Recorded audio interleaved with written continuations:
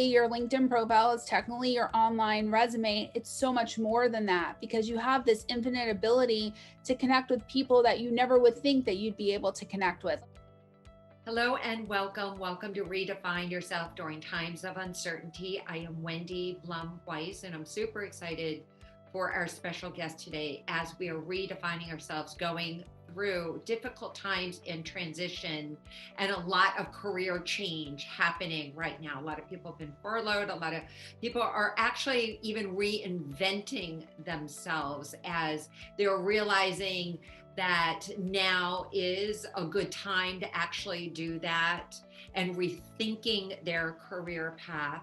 So I have the great honor to introduce Wendi Weiner, who is not only she's been a practicing attorney for 12 years. That was her previous life, and a writing professor for 7 years. But today she is known as the writing guru, where she works with professionals and CEOs and companies, helping them with career strategy and marketing and branding and to really stand out in today's time. So welcome, Wendi. So happy to have you here. Thanks so much, Wendi, for allowing me to be on your show. Well, this is the elephant in the room. This is a really important conversation. So whether you're watching right now and you're thinking about reinventing yourself, or you have to because you've just been furloughed or let go, or you just closed your company, what would you say, based on your experience in career transition, would be someone's very first step?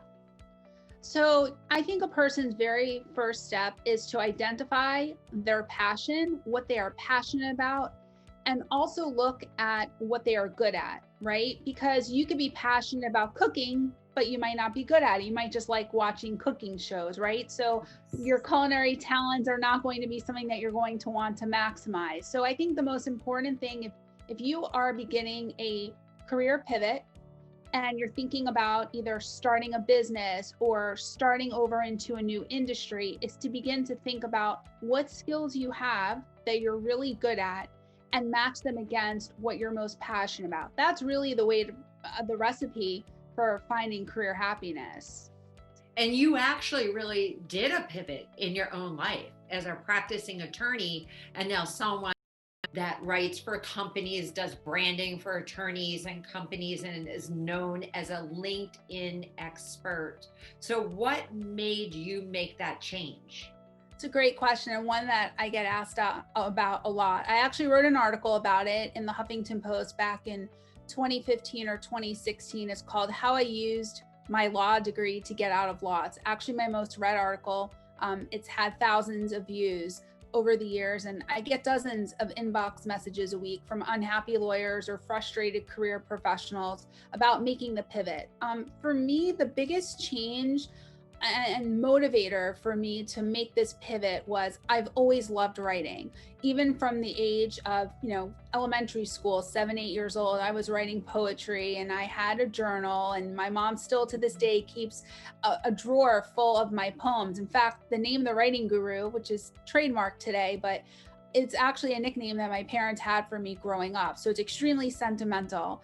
And it really just started off as something that I was extremely passionate about. And over the years, I was the one that was always editing friends' college essays and editing people's personal statements and editing their resumes. I mean, throughout my years of high school, college, and law school, and even into the practice of law, I was also the brief writer at every law firm or company that I worked for. So I was the writing expert, even in my practice of law. And teaching college writing classes combined with loving to write and teaching others how to write better, it just made sense for me to start a business in 2010. And you have to remember, if we go back a decade, 2010 is right after the 2008 recession. So right then and there, I began to really reflect on my legal career. I mean, by that point, I was, close to 8 years into my legal career, and inching up to almost 8 years, I was thinking, what do I want to do for the rest of my life? I couldn't see myself working for a law firm or working as a corporate counsel, even though I was really good at it, right? So that's where the mismatch can happen for a lot of people, where they feel trapped in a career or profession. They make really good money.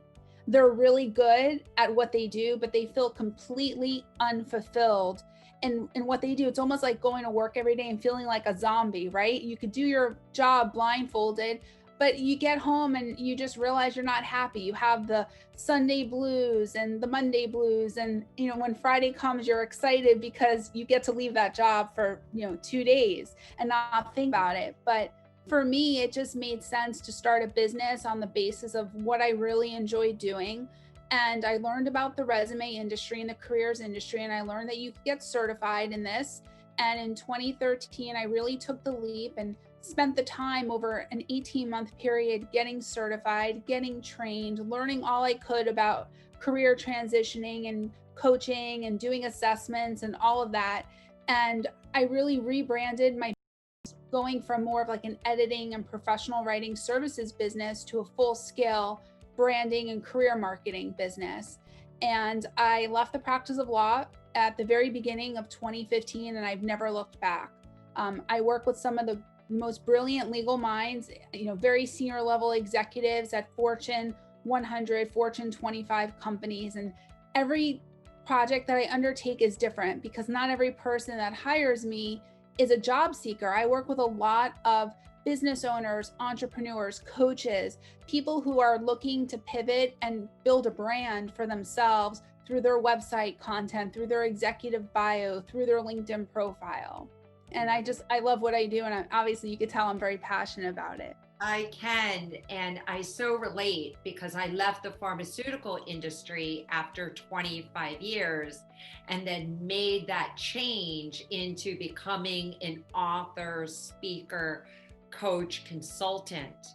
And it was the best decision and very scary, like knowing that you're making a change, like leaving a paycheck, a career, something that you feel like, maybe is certain, although now we know that nothing is ever certain. I mean, these things could happen at any time.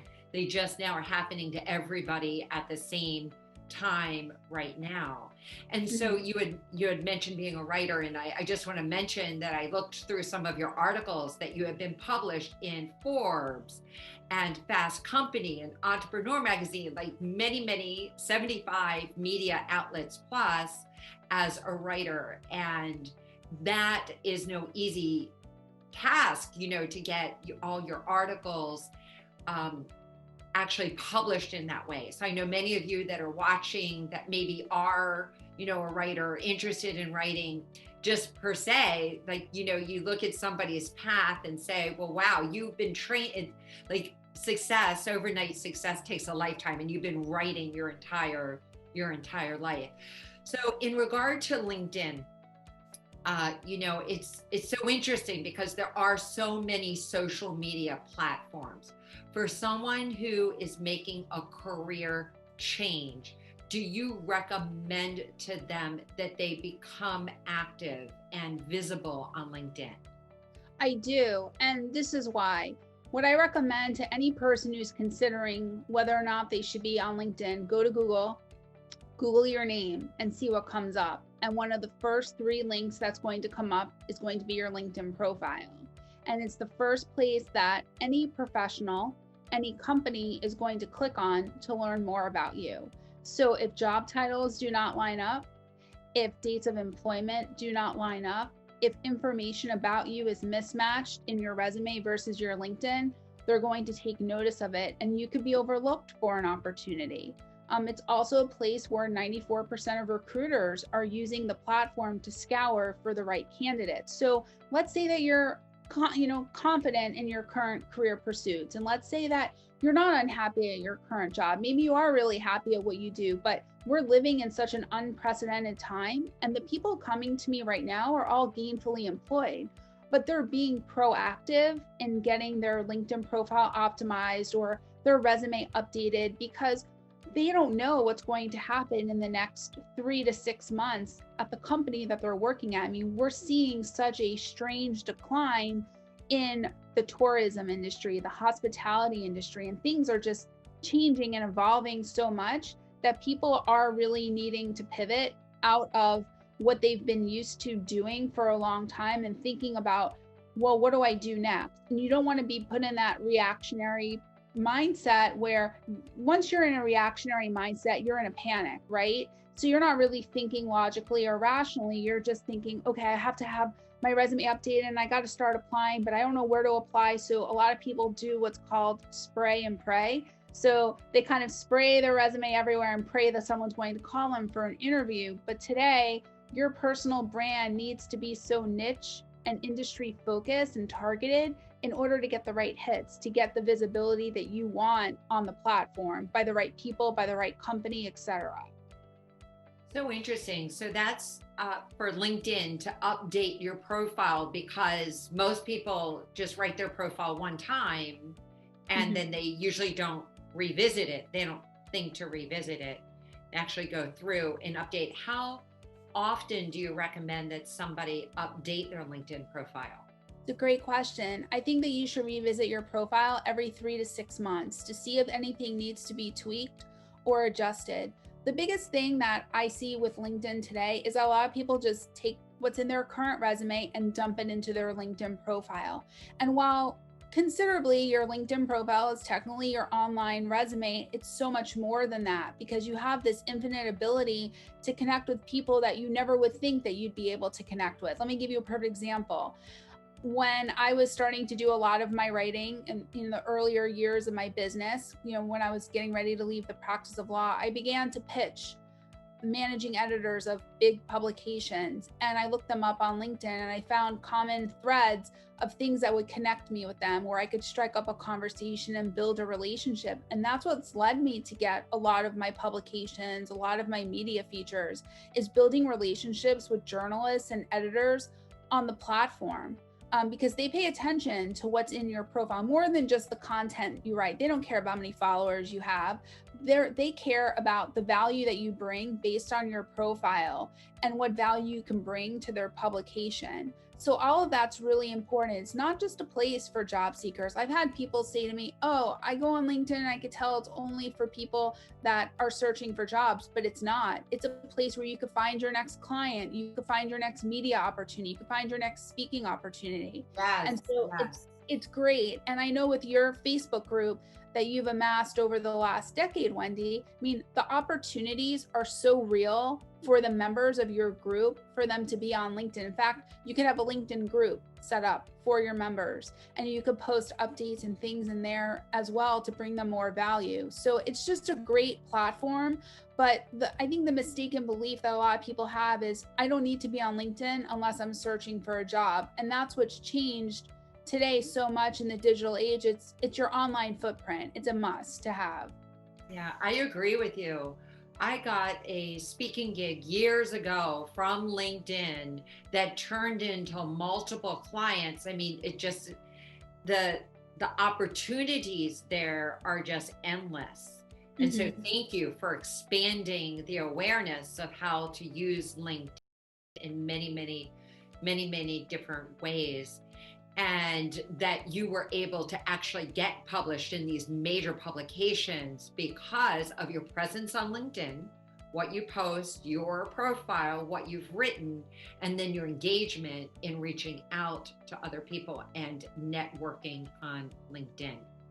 Right. And, a lot of people will hop on to LinkedIn and they'll see, their newsfeed the way that they would see their Facebook newsfeed. And a lot of people don't want to posts on LinkedIn. And this is what I say, is that I'm not even as active on LinkedIn as I should be, right? But the reason why is because I'm actually doing client work day to day. So I don't have time to sit and post every single day and engage on posts all day long.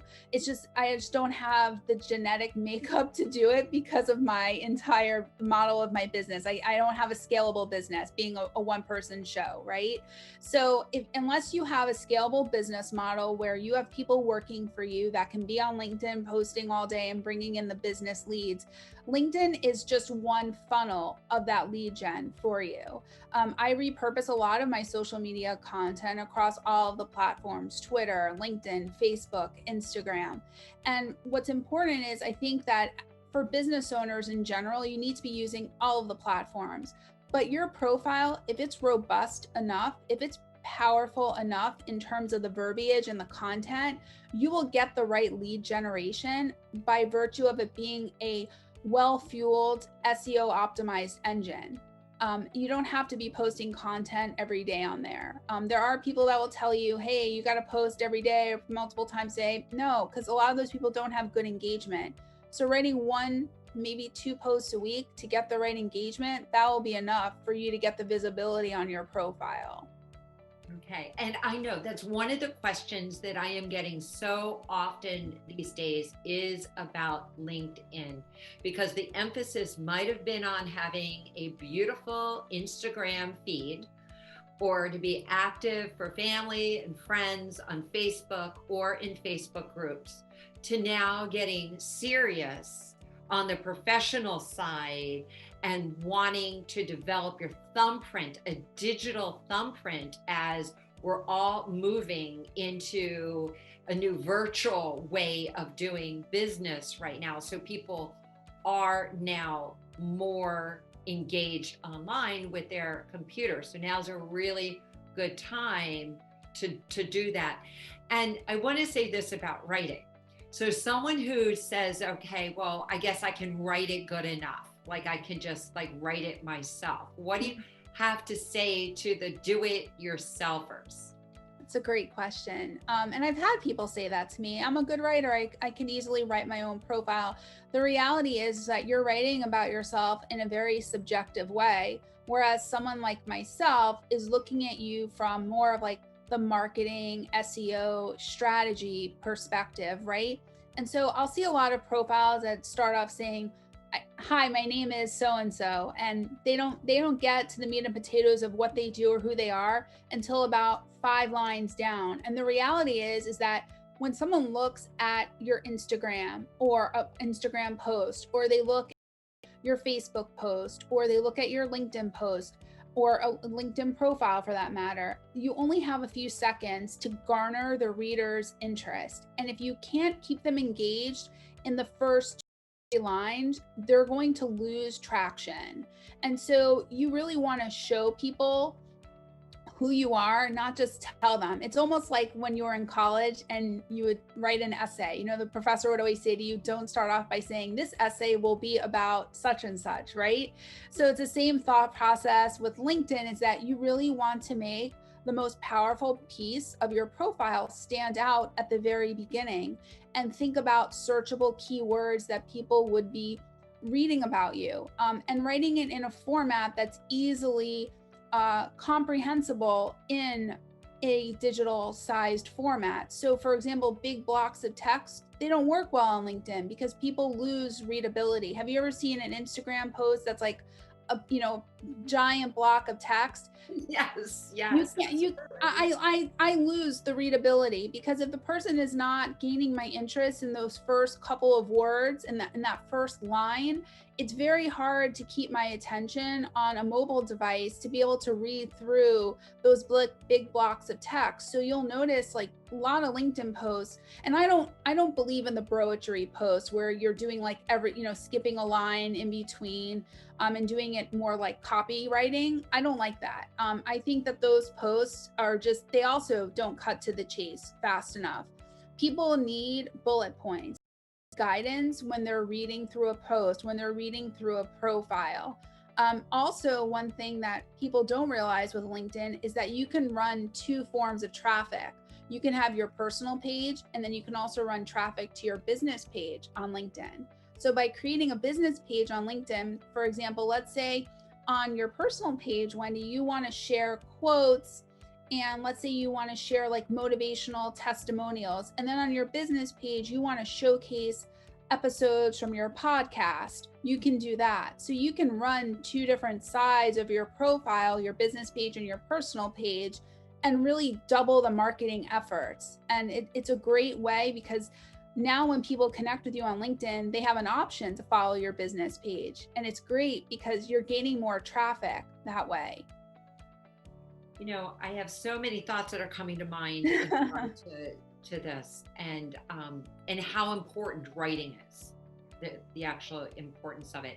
So you had mentioned SEO, so search engine optimization. So you're actually using those keywords the same way that you would in a blog post. Correct. If I'm hearing you correctly, so that your LinkedIn is actually picking up on those keywords. Correct. And then the other piece of LinkedIn is using anywhere from 3 to 4 hashtags, although they say that the targeted amount is 3, but I'll use anywhere from 3 to 4, sometimes up to 5 hashtags on a post. But the goal is to pick hashtags that are very micro focused. So for example, if I'm writing a post that's focused on job search tips, I'm going to use hashtags like job search or job seekers. Whereas if it's a post that's about interview tips, I'm going to use a hashtag such as job seekers and then maybe interviewing.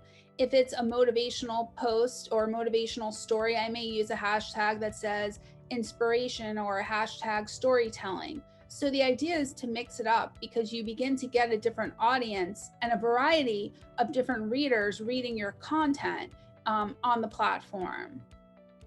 Yeah, that I'm sure that may be a piece of the puzzle that is overlooked by many. In regard to helping and the importance of the correspondence, like corresponding to somebody with when you're sending a resume and that sort of thing, do you have templates or any suggestions for anybody that's listening on how long the letter should be, or what kind of format to write, or whether to include, I'm going to ask you this third piece too, or to add a video in with the introduction letter? That's a great question. So 2 things. One, if you don't have LinkedIn Premium, so LinkedIn Premium gives you added features. So let's say you and I are not connected on LinkedIn and I see your profile and I think you'd be a great person to have as a speaker at my event. The only way for me to message you would be to hit connect with you and add a note and write a short 300 character message to you. So if I don't have LinkedIn Premium, I cannot hit this message feature, which is for their in-mail messages. So they give the priority, LinkedIn, they give the priority of in-mail messages to people who pay to play on the platform. So you have a lot more to work with in terms of like adding a video to your message. But the only way to really add the media links is once you're a connection, I can then follow up and add the media links, or vice versa. You can add the media links. And how much is the premium? I just have to ask that. Do you know? It depends on if you're using LinkedIn Premium as a job seeker or LinkedIn Premium for what's called Sales Navigator. So for someone that has a business, Sales Navigator is good because you can do Boolean searches to crystallize your focus more on getting to the right people. But again, it matters search engine optimization as to if those people have the right data on their profile. I believe LinkedIn Premium for the typical job seeker is either $49 or $59 a month, and Sales Navigator runs anywhere from, I believe, $80 to $100+ a month. And I don't have either. I candidly do not use the platform nearly enough to necessitate using, obviously I wouldn't be using it as a job seeker, but Sales Navigator, I have a lot of colleagues and professional contacts that use Sales Navigator because they're really using the platform more for lead gen. One of the things for me that works really well for my lead generation is the fact that because I'm in so many media outlets, people come across my content all the time on Google searches. So it's a clear funnel just consistently of clients for me. So my approach is very different, but for someone just starting out and really needing that extra boost, I would recommend signing up for Sales Navigator. And to kind of switch gears a little bit here, for somebody who's launching a new business, and they want to be seen and found, so to get active in LinkedIn for their new business. So they're not seeking a job, but they just want to get more exposure. So what do you recommend there? So first step is obviously to create a LinkedIn profile, right? That's step one. If you don't have a LinkedIn profile, the next step would be to create a business page for your business.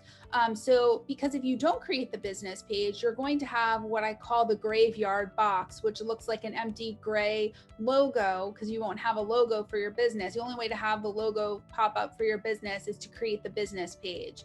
So I would create the business page.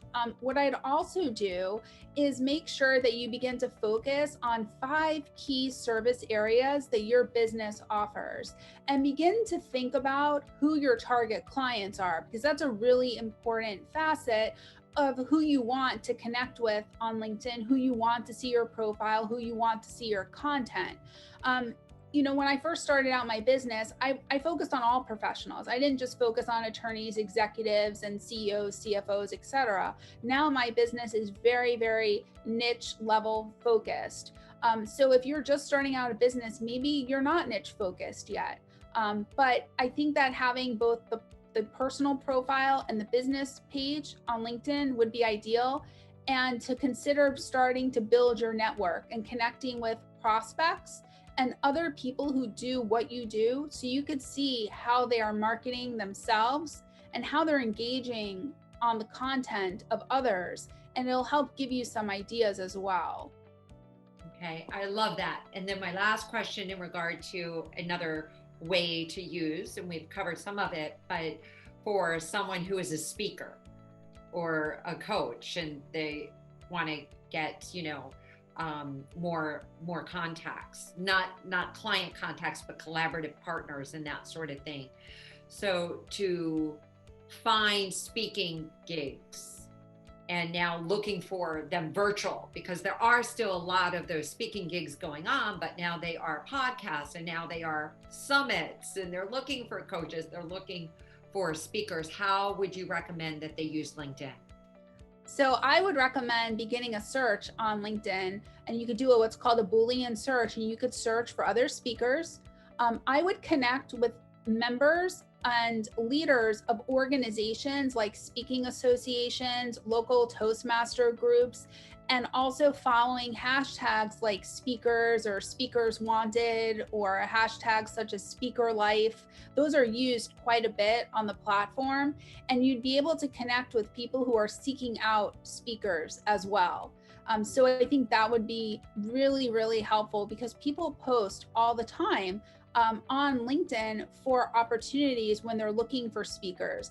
And you would probably agree with this too, Wendi, is that one great way to begin putting your name out there is to be a guest on another person's podcast. So take up the opportunities to speak, on podcasts and be a guest on podcasts. Start to follow people that have podcasts in your niche area and write to them, connect with them, engage with them. That's a great way to build a following and also build your notoriety.